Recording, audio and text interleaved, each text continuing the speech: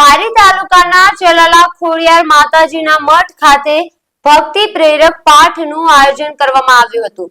આસપાસના ગ્રામ્ય વિસ્તારોમાંથી ભક્તો દર્શન માટે મઠમાં પહોંચ્યા હતા।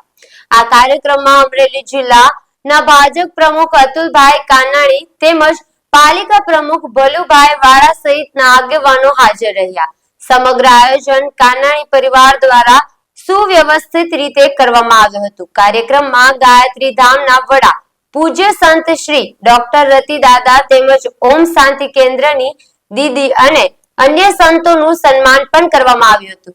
પ્રતિભૂતિ ભર્યો આ પ્રસંગ માતાજીના ભગત મનસુખભાઈ કાનાણી અને કાનાણી પરિવાર દ્વારા આયોજિત રહ્યો હતો।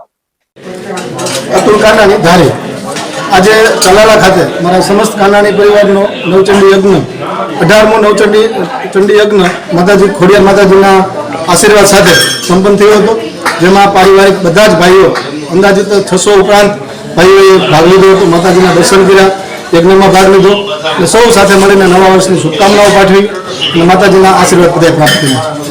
આ યજ્ઞના માધ્યમથી સમાજમાં સર્વે સુખી રહે, નિરોગી રહે એવી ભાવના સાથે સમસ્ત કાનાણી પરિવારના ભાઈઓએ માતાજીને પ્રાર્થના કરીને દર્શન કર્યા હતા। આપનો પરિચય ને આજે કાર્યક્રમ હતો। ચલાલા કાનાણી પરિવાર 18મો પાટો ઉત્સવ ને તેમાં સંતો લવજી ભગત ગણેશજી વધારેલા, રતિ દાદા ગાયત્રી મંદિર વધારેલા, ઓમ શાંતિમાંથી